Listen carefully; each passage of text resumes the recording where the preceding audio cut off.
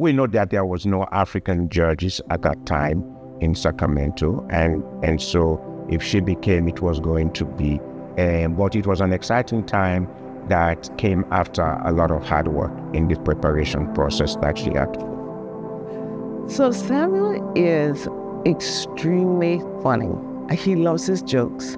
I work on loving them as much as he loves them, but he is extremely funny and he's warm, kind-hearted, and generous, and that's why I married him. But we have one child together, and he was a widower, and so I have 3 other children that are also my children by marriage. When we started talking, I think the plan I had was like 200 minutes a month. And before long, I had to increase it to 300 minutes. Then I went to unlimited because I was finishing the 200 within a week. And so that's how much conversation we were having then. So we started off with a long distance relationship because we got to know each other by email, and we spent most of our early time on the phone. We would be on the phone for hours. From the minute I got into my car would be until I got back home, and then when I got home and I started making dinner, we'd be talking on the phone. The phone would run out of juice. You know, the one thing about being a busy professional is that you don't necessarily carve away time to figure out, now, what about this thing about getting married and dating and finding the person that's going to be life partner. I guess if you look back 20 plus years, at that time I had already made up my mind that this is something that I want, this is something that I'm believing for.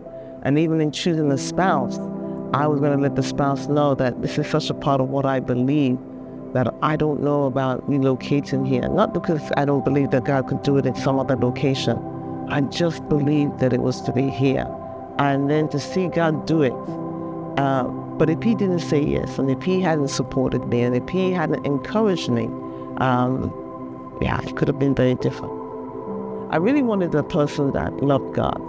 I wanted a person that was a dedicated father, and I wanted somebody who I knew had really committed to his wife.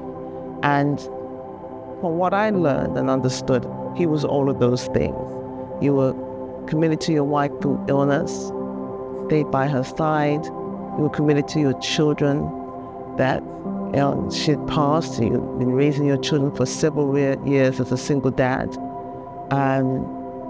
And then you had made up your mind that it was time for you to love again, because you knew that at some point in time those children would leave, and that means you're going to be in the Lonely Hearts Club.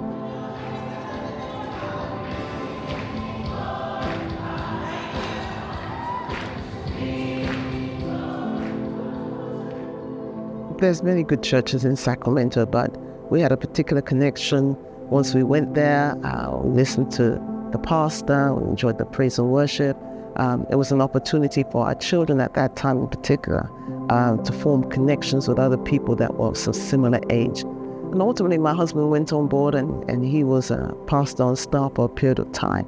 But that's been our church home.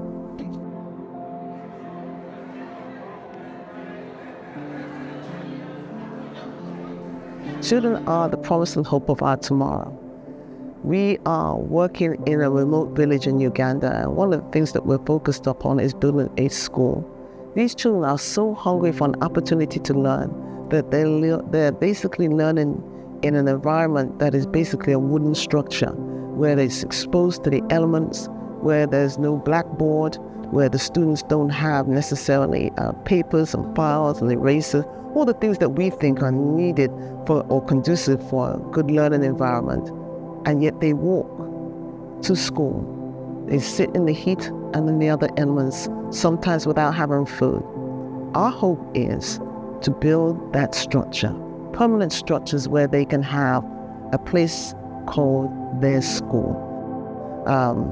Hopefully we will finish our first permanent structure, and then we'll move on to the dormitories and the other associated building facilities. But this particular school is so remote that it needs some resources to come in there. So we're working together with Center Praise and with Yaka Africa on building this school.